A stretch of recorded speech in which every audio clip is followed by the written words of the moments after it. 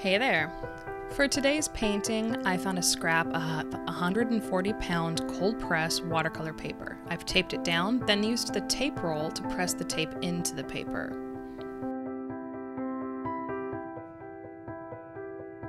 I've got a list of colors I used and a link to today's reference photo in the description.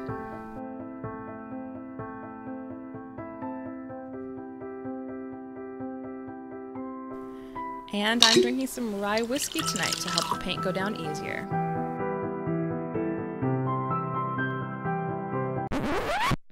This first color was supposed to be yellow. A rough start to the painting. But yeah, it slowed me down and reminded me to re-wet my surface, so it's all good in the end. Always have some scraps of clean paper towels nearby for emergencies. I cleaned off the yellow and we're off.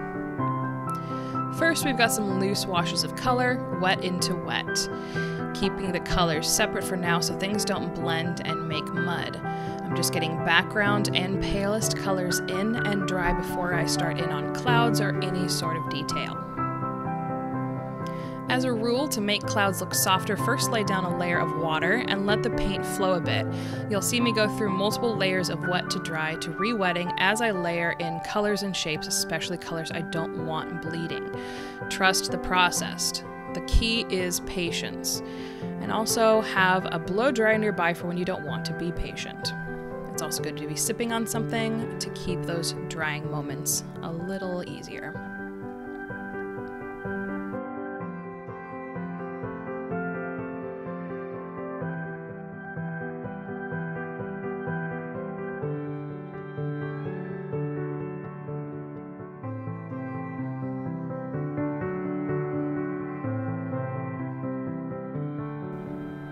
So here I'm just getting in the first layer, again the palest part of the sky, and this is easily the worst part of the painting.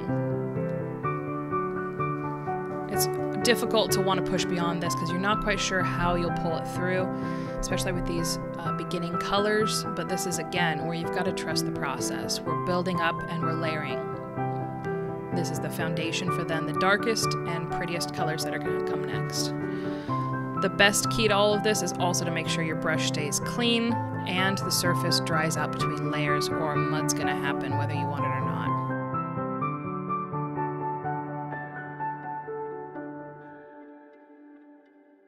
And I'm just getting in some final kind of background colors before I start in on the big stuff.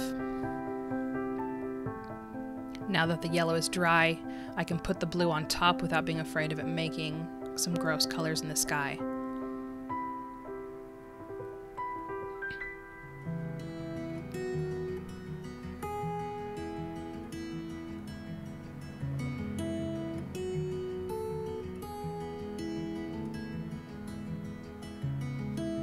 You can use your brush to lift off colors or soften some transitions, but sometimes the watercolor is going to do what it's going to do, and you're going to have to come back later and soften once it's dry. I'm wetting the top of the paper thoroughly because I'm going to want to play around with this for a long time, and this is where I start putting in the blue, and I'm not being shy here. I'm going for saturation and then using a brownish purple for the transitions between the blue and the yellow when I go in to layer that. I keep building up the blues, trying to get to that deep midnight stormy cloud.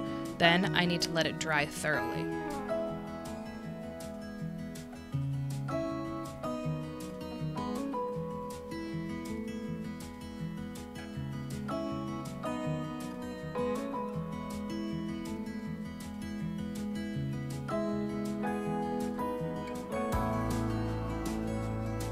A great transition between blue and yellow is going to be purple or reds to make that purple, because that's a color that plays friendly with both of those colors, so it works great as a transition.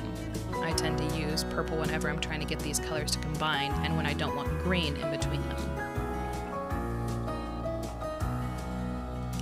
I'll build up more transition colors, then later you'll see me using my brush and water to lift off and soften more of the transitions by removing and scrubbing paint edges.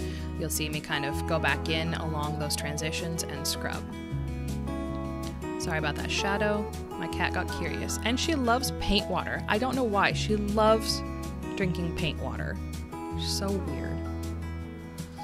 What's nice about painting skies rather than portraits is you can add or leave out whatever you want and literally no one will know. They're very fun to mess around with when you want some freedom and to kind of push around paint without having to follow strict rules.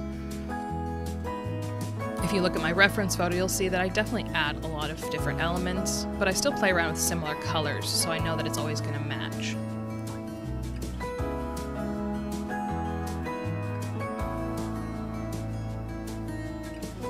This is where I'm working in more transitions. Now that everything's dry, I can start layering, and then I can kind of scrub and remove where I think it got a little too saturated with my darker colors. And then I'll tint them back to the yellows and golds that I feel like it's missing. A lot of pushing and pulling that you can get away with. Just let your layers dry in between.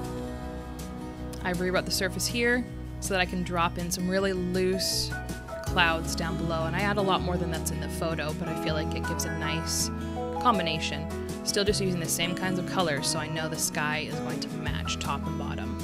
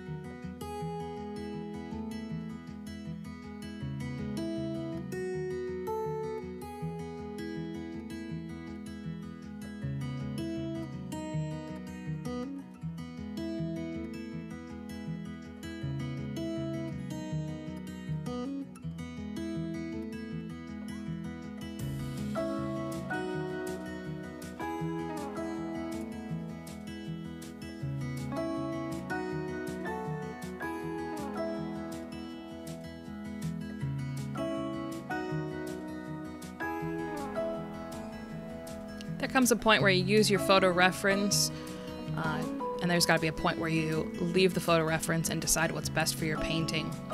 So sometimes just let the photo reference kind of drift off, but don't forget that it's there if you ever need to use it for specific details. But when you got to look back at your painting, you got to be able to not compare it to the reference, especially when you're doing clouds. When it's people, yeah, you've got to have the reference close by. But when it's clouds and things, your painting's going to take on its own personality. You've got to judge it for what it is and not based on the photo. Look at the photo for ideas and reference, but not as rules that you can't break. So all these adjustments and all these things I go back in and do, I have the reference for idea, but a lot of it is me just deciding that I need more or less of this in my painting, how I want to see it. I've got a layer of clouds here, and then I'll let those dry.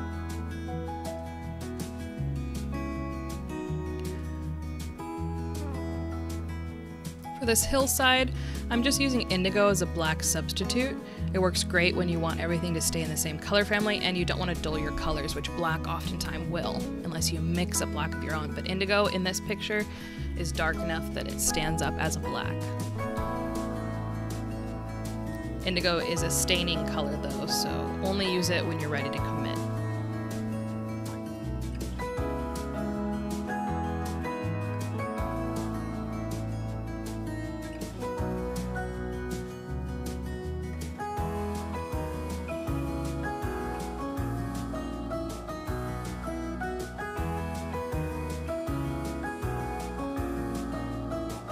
Going down into the water. I'm going to do 2 washes of base color, generally using the same shades I used in the sky and making a loose wash. I don't have to be too careful since I'll be adding waves. Honestly, if you want calm waters, you can just leave as is with just these washes and it looks just fine, just very calm water.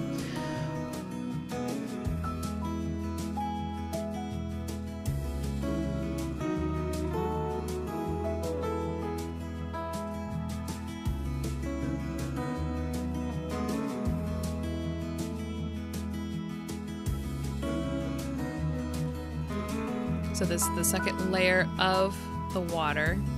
And again, it looks just fine once it's dry, as it is for very, very calm waters.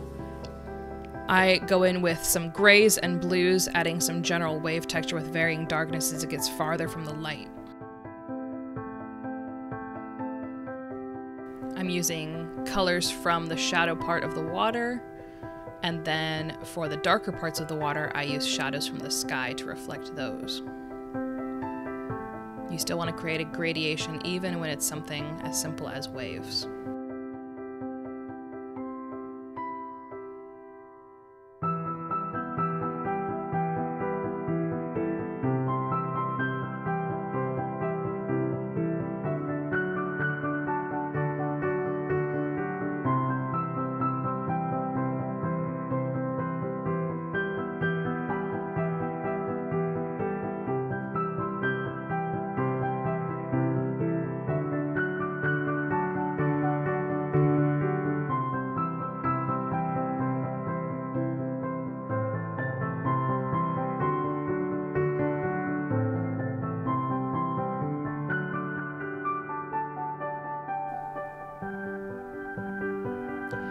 Now you could easily leave off doing the pylons and keep it just water. It looks just fine without them. But the added contrast is cool, so decide how far you want to push that.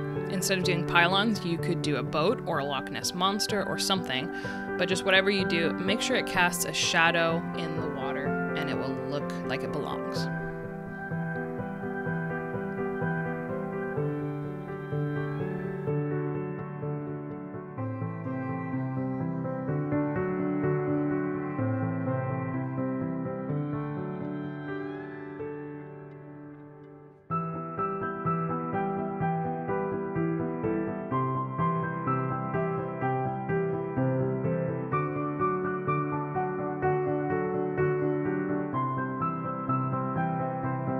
Thanks for watching today, hope you enjoyed, and that's another practice run all finished up.